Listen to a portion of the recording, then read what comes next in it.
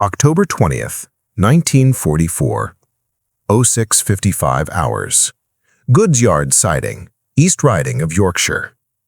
Feldwebel Hans Richter climbed down from the dark wagon into a wind that smelled of wet rope, diesel, and sea salt blown in from the Humber. His wrists were raw where cord had chafed during 3 days of jolting rail, and a scale of dried grime flaked from his field-gray tunic with every movement. Around him, 170 men from what was left of the 352nd buckled into a rough line, faces hollow, lips cracked, eyes narrowed against the drizzle. The hunger sat in their bellies like a stone. They had counted crumbs on the last leg, some had chewed leather to quiet the stomach's gnawing. Starvation. That was what they'd been promised on the wireless. The British were hypocrites, the message repeated. They wore manners like a mask, but their camps were pits where prisoners were worked thin and fed thinner. Better to fall on a grenade than be carted across the channel to waste away. Hans had believed enough of it to keep fear coiled tight inside him, a spring set to snap at the first lash or the first empty bowl. What he found instead disoriented him precisely because it was not dramatic. No barking, no rifle butts slamming ribs. A cordon of British soldiers stood in rain-darkened battle dress, boots aligned with fussy exactness, faces ordinary rather than triumphant, as if this were one more tedious chore on a long list. A sergeant with a square jaw and mustache the color of tea leaves stepped forward. When he spoke, it was in slow, careful German that carried 3 ideas like ledger entries. You will form neat ranks. You will be searched for weapons. You will receive water. Then transport to the processing camp. Anyone acting clever will regret it. Everyone else will be treated properly. Understood? It was not kindness. It was procedure, flat, impersonal, steady. And for men who had ridden 3 days with nothing but rumor and a dented bucket, the word water detonated like mercy. The search that followed was thorough without being theatrical. Pockets turned out, knives tagged, paybooks collected. A medic moved along the line making quick notes in a small book, tapping chests, peering at infected cuts. The only roughness came from the rain, which needled skin through uniforms and left every man shivering by instinct. Then came the clang of enamel against metal. Several British soldiers advanced with slung petrol tins that had been scrubbed free of their old smell and filled with water. Another pair pushed a handcart with lidded containers that steamed faintly despite the wind. An orderly, little more than a boy, held out a dented mug to Hans, and then, with the brisk apology of someone late to a timetable, said, "You'll get proper grub at camp. Tea as well. Hold on." Proper grub. Tea. The words landed like a mistranslation. Hans raised the mug.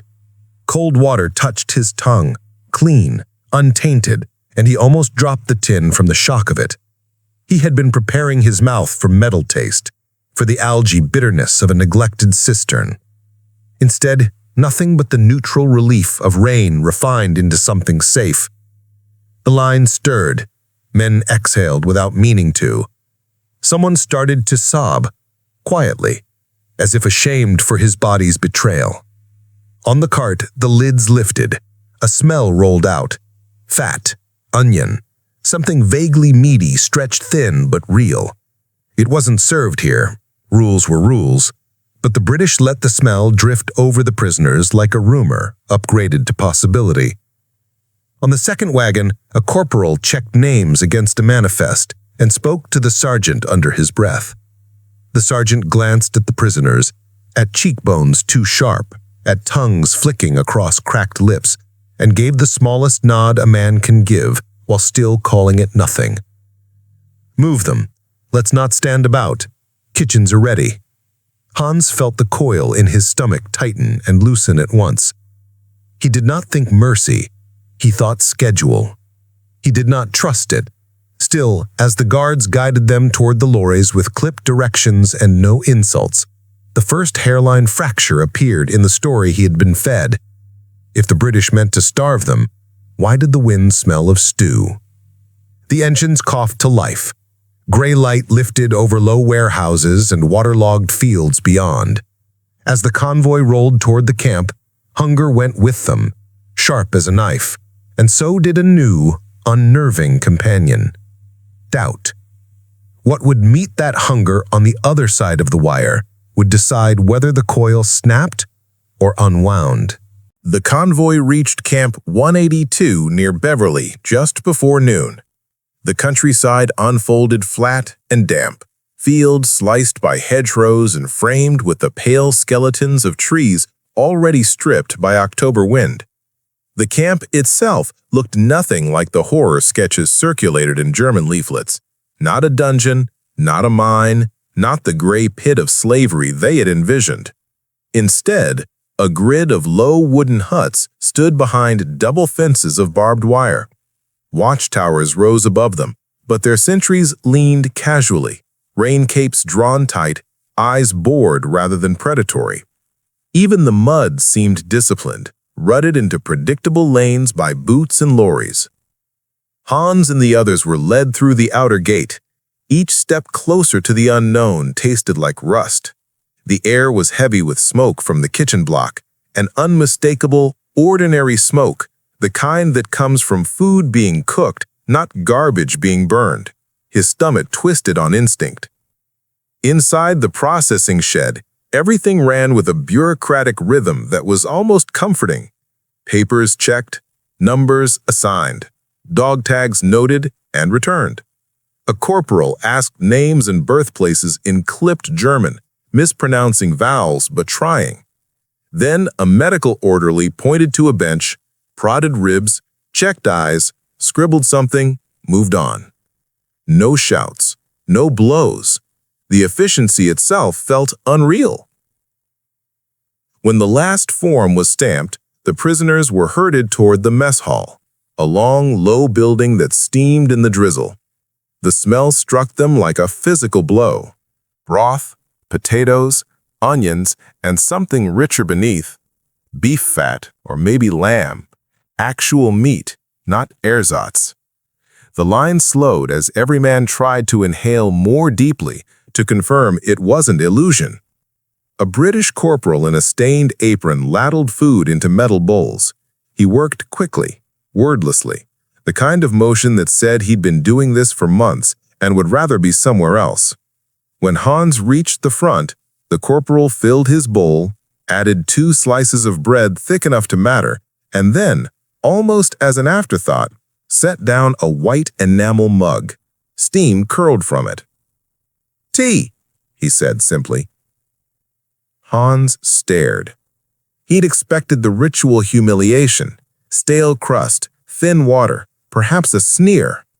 Instead, the man was already serving the next in line, indifferent to whether his prisoner drank or not. The indifference made it more shocking. This wasn't mercy. It was routine. He took the mug. The liquid was sweet and milky, strange after years of bitter substitutes, and hot enough to sting his cracked lips. It flooded his throat and belly like fire spreading through snow. He didn't realize he was trembling until the tea sloshed against the rim. Across the hall, men sat hunched over trays, devouring bread with the desperation of men afraid it would vanish. No one spoke. The only sounds were the scrape of spoons and the hiss of the rain against tin roofs. After a moment, an older prisoner, an NCO from Bavaria, whispered, "Careful, it's a trick. They feed us now, then starve us later." Hans wanted to believe him. It was easier than facing the possibility that the entire scaffolding of fear that had sustained them might be false. Yet, when the corporal returned, refilling mugs with perfunctory efficiency, the later never came. Second helpings were offered. No one shouted. No one struck. The British just did their jobs, as if feeding enemies were no more significant than feeding livestock.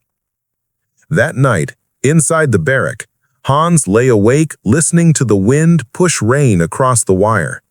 His belly was full for the first time in weeks, and that fullness carried its own kind of terror.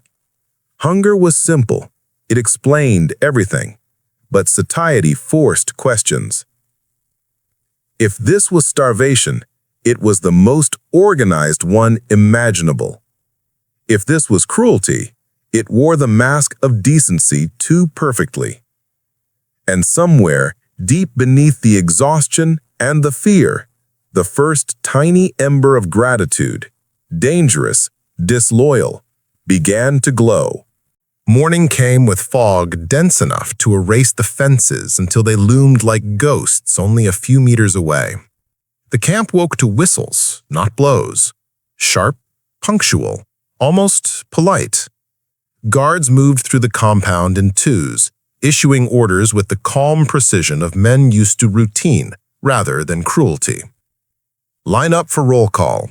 Jackets fastened. No talking.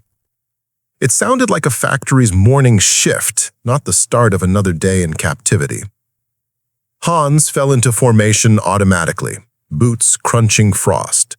Around him, faces looked both older and cleaner. After one night's rest, even exhaustion had begun to resemble normal life. The fear hadn't vanished. It had merely grown quiet, waiting to see what shape the British kindness would take next. A major in khaki strode down the line, clipboard under one arm, his expression neither hostile nor friendly. When he spoke, it was with that steady tone Hans was beginning to associate with British authority, balance between command and civility. You are prisoners of war. That means you're under our protection, but also under our rules. You will work, you will obey, and you will be treated correctly as long as you behave correctly. This is not charity, it is order. The word order hung in the mist like a promise and a warning. After roll call, the prisoners were split into groups. Some were assigned to cleaning duties, others to carpentry, latrine maintenance, or kitchen service. Hans, whose pre-war occupation as a bookkeeper had earned him soft hands but a disciplined routine, was placed in the storeroom to assist with inventory. It was there he first understood that the British system ran on a different kind of discipline, one that didn't need constant violence to sustain itself. The quartermaster, a wiry Scotsman named Sergeant Miller, explained the ration log in slow German. Every man gets his issue. Food, soap, clothing if damaged. Nothing extra, nothing missing. He pointed to a stack of burlap sacks labeled flour, Canadian, 50 pounds. We record every sack used, everything accounted for. That's how we stay fair. Hans nodded but kept silent. Fairness was not a word he had associated with war. Later, when the lunch whistle blew, the prisoners filed into the mess hall again. The same stew, slightly different smell.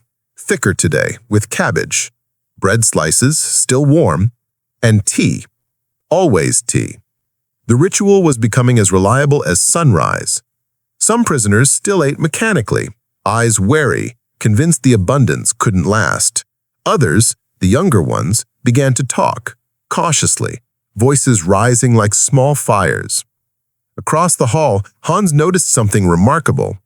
British cooks and orderlies ate the same food. No special officers' rations, no visible hierarchy at the tables. Just uniform plates filled from the same pot. That single detail did more to fracture the myth of starving prisoners than any speech could have. After the meal, he was ordered to assist with unloading a supply truck that had just arrived through the service gate. He expected crates of ammunition or tools. Instead, when the canvas was pulled back, he saw what looked like a small miracle of logistics. Tins of condensed milk, barrels of potatoes, sugar, sacks of oats, and rows upon rows of bread loaves wrapped in paper still steaming from the local bakery. "Weekly delivery," said Miller, marking the inventory. "We get the same for you lot as for our own lads. Geneva rules. Keeps the paperwork easy." Hans hesitated before asking the forbidden question. "Even for us? The enemy?" Miller looked up, one eyebrow raised. Enemy, aye, but we're not savages. You'll get fed proper. Easier to manage living men than starving ones. Remember that. The answer was practical, not sentimental, and that made it somehow more profound. That evening, when the lamps flickered on and the sky turned the color of wet slate, Hans wrote his first letter.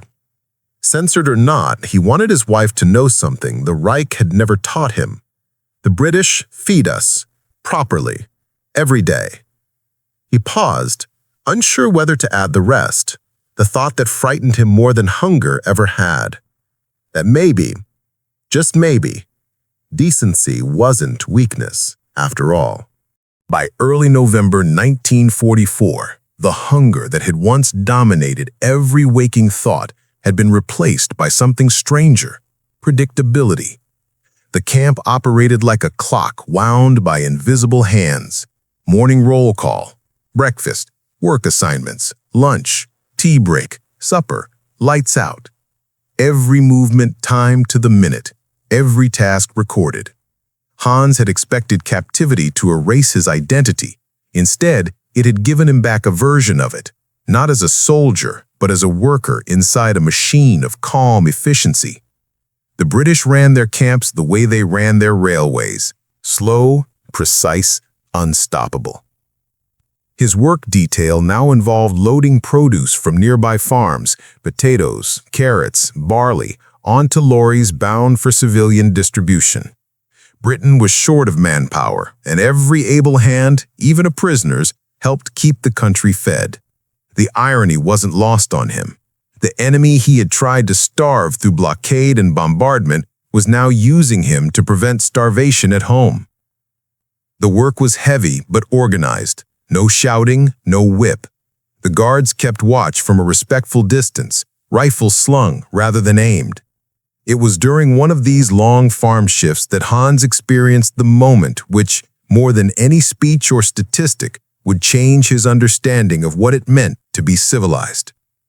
At precisely 10:30 each morning, the British farmer supervising their team, an older man with a broad back and weather-cracked hands named Mr. Collins, would pause mid-task and call out, "Right, lads, tea time." The first time it happened, the Germans froze, unsure if it was a command or a trick, but Collins simply walked to the tractor where a small kettle was already steaming over a portable stove. From a dented tin box, he produced chipped mugs and poured strong black tea for everyone, guards and prisoners alike. No words of generosity, no sermon about humanity, just tea. The same thick, slightly bitter brew every Briton seemed to treat as holy ritual. Hans accepted his cup cautiously. The steam fogged his vision. The warmth seeped through his palms. Collins leaned on the fence, sipping from his own mug. "Drink up, you'll work better," he said, as if talking to fellow laborers, not enemies. For the Germans, the moment was surreal. Tea was not merely a drink, it was a symbol. Back home, coffee was scarce, and ersatz barley concoctions filled their mornings. Tea, real tea, was something exotic, British. To share it was to share equality, however temporary. Hans watched the farmer's expression, tired, steady, utterly unbothered by the fact that he stood among men who had once cheered the invasion of his country. Collins did not seek forgiveness or offer pity. He simply believed that work and tea were universal laws, unaffected by ideology. The men drank in silence. The cup warmed Hans's hands and dulled the gnawing fear that had shadowed him for months. When the break ended, Collins clapped his hands. "Right, back to it," he said. And just like that, the spell was broken. The men returned to their shovels, the guards to their posts, and the routine resumed. It became daily ritual. The tea breaks punctuated time like a heartbeat, steady, reliable, humane. And in their quiet repetition lay something powerful. The British didn't need speeches about decency. They practiced it in the smallest, most ordinary gestures. That evening, back in camp, Hans wrote another letter to his wife. "We work on farms now, It is hard but fair. The Englishman brings us tea every morning, real tea. I don't know how to explain what that means. It feels normal, human. The censors would read it, of course. They might even strike a line or two, but the message would still pass through. The empire of hunger and hate that Berlin had promised was nowhere to be found.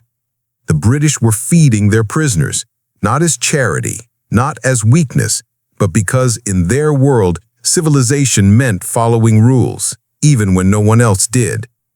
And slowly, sip by sip, the myth of British cruelty dissolved in the rising steam of a shared cup of tea.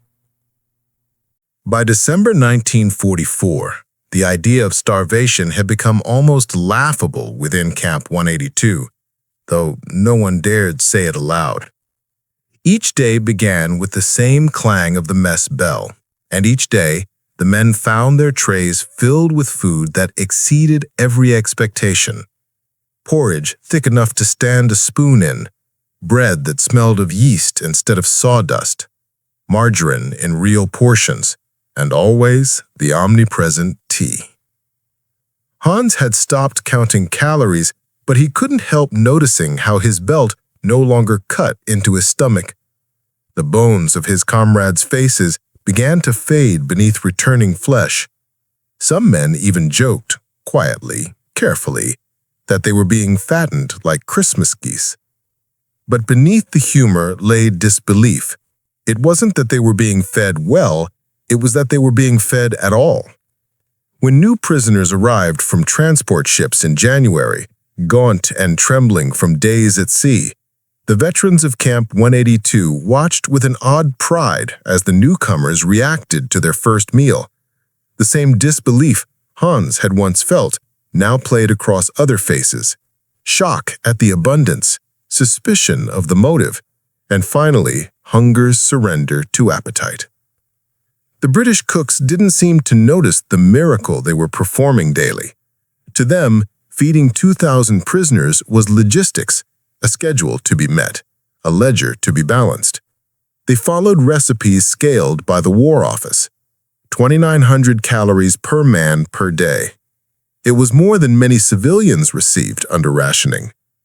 Once a week, Red Cross inspectors toured the kitchens. They checked storage temperatures, verified ration lists, and occasionally sampled meals. One Swiss delegate, amused by the efficiency, remarked to a British officer, "You are running these camps like hotels." The officer's reply was flat but firm. "It's not kindness, it's discipline." Hans saw the truth of it every day in the storeroom. Nothing was wasted, nothing stolen, nothing hoarded. Flour was measured to the ounce, tea to the gram. It wasn't compassion that kept the shelves full. It was the British obsession with rules. And yet that same obsession ensured that no man went hungry. Christmas week brought another surprise. The prisoners were permitted to decorate one barrack with scraps of colored paper and twine. The guards even provided a crate of surplus oranges, a luxury rarer than gold in wartime Britain. Each man received one fruit. When the peels were thrown into the waste bin, the scent of citrus filled the room, and for the first time since capture, Hans felt something dangerously close to happiness. That evening, during the Christmas meal, Sergeant Miller stood at the kitchen doorway, watching his enemy workforce eat roasted vegetables and suet pudding. He raised his own mug of tea and muttered, almost to himself, "If we can feed you lot, we can feed anyone." Hans caught the words and smiled faintly. The statement wasn't meant as mercy. It was simply the British way. Feed the enemy properly so that the ledger balanced, the camp ran smoothly, and the conscience stayed clean. When he rode home again, Hans didn't speak of victory or defeat, only of food. "They give us meat twice a week, sometimes potatoes, sometimes pudding. I know it sounds impossible, but I swear it's true. We are prisoners, and yet for the first time in years, I am not hungry." The letter passed the censor unaltered, a quiet message smuggled through bureaucracy to a nation still starving. And as families in bombed-out German cities read words of unexpected decency, something fragile began to shift. The myth of British starvation camps was dying, not by argument, but by full stomachs. And for Hans, that fullness carried a strange weight of its own. Guilt, gratitude, and the dawning suspicion that maybe in losing the war, he had discovered what civilization actually looked like.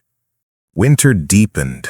Frost silvered the wire each morning, and thin mist clung to the ground like smoke from invisible fires.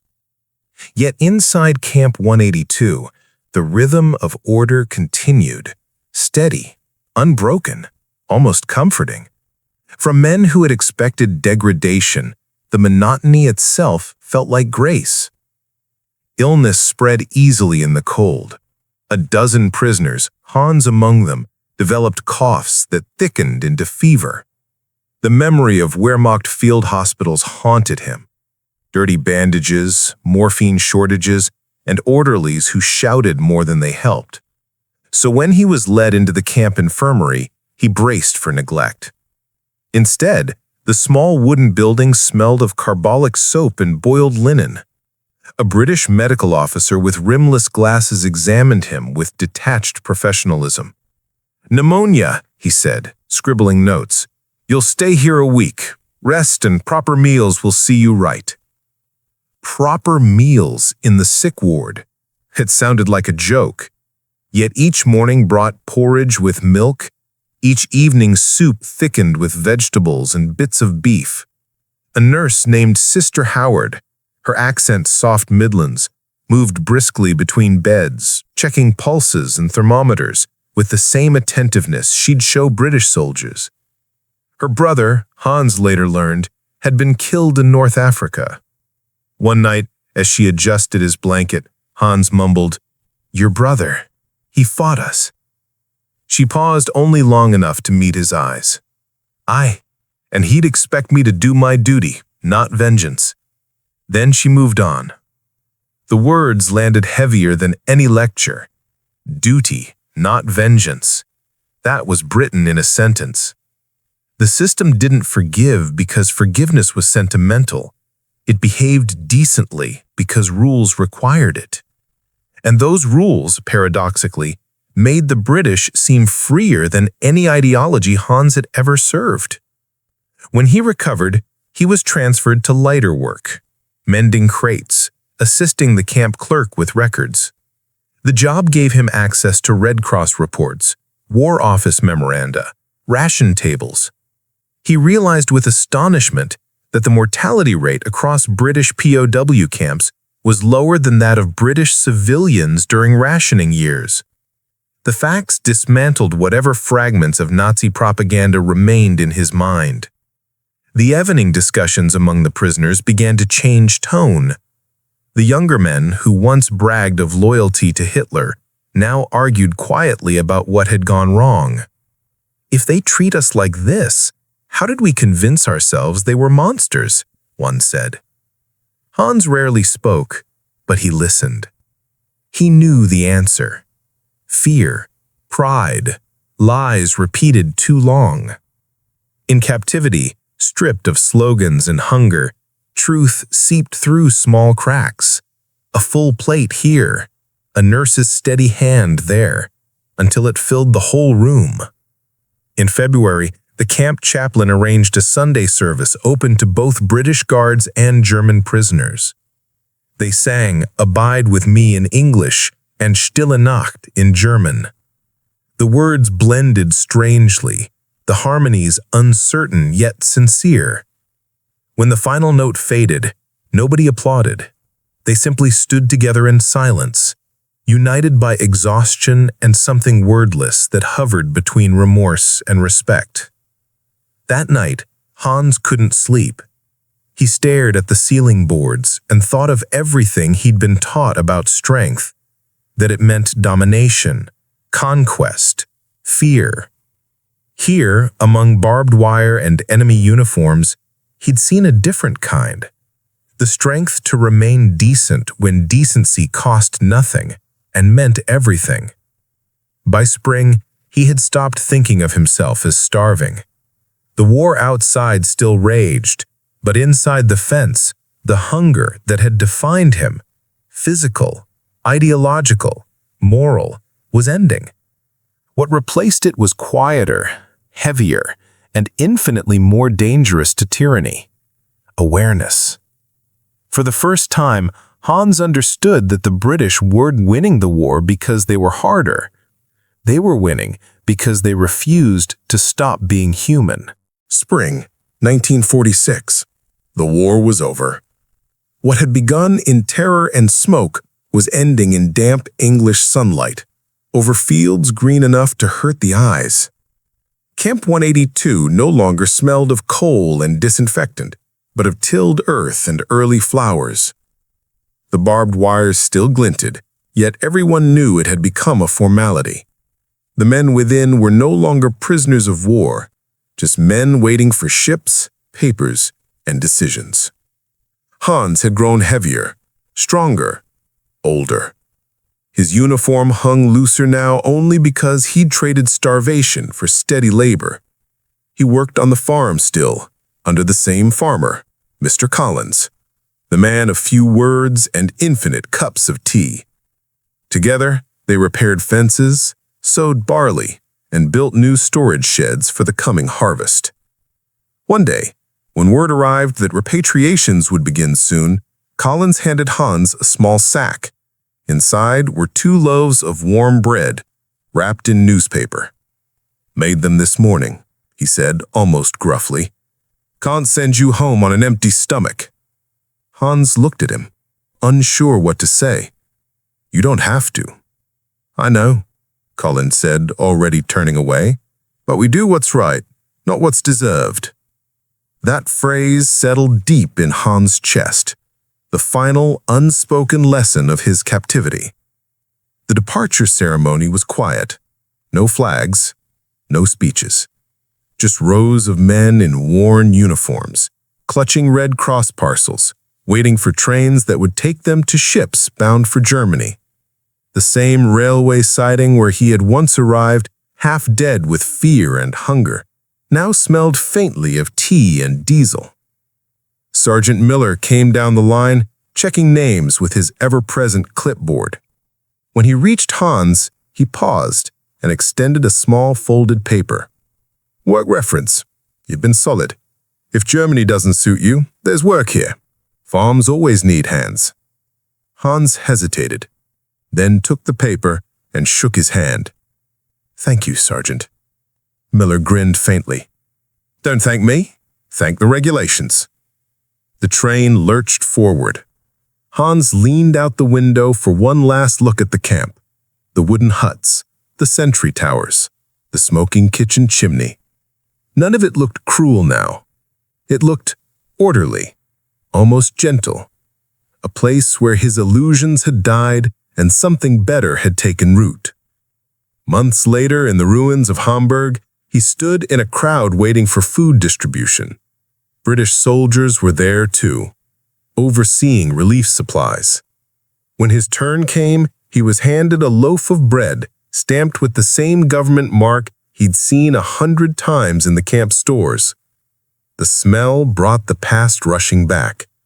Damp mornings, tea steam, fairness disguised as bureaucracy. He smiled. It was the same bread that had once been his enemies, now shared with the nation that had lost everything. That night, he wrote his final letter to a former comrade still living in England. "When I was captured, I expected cruelty. I was ready to die of hunger, certain they would let us rot. Instead, they fed us. Not out of pity, but principle. They showed me that civilization is not what a nation claims, but what it practices when no one is watching. Bread, tea, rules, restraint. That was their victory. They conquered without hatred." Years later, when his children asked about the war, Hans never spoke of battles or victories. He spoke of kitchens and steam, of nurses and ledgers, of the quiet British habit of serving food to enemies as if decency was just another daily duty.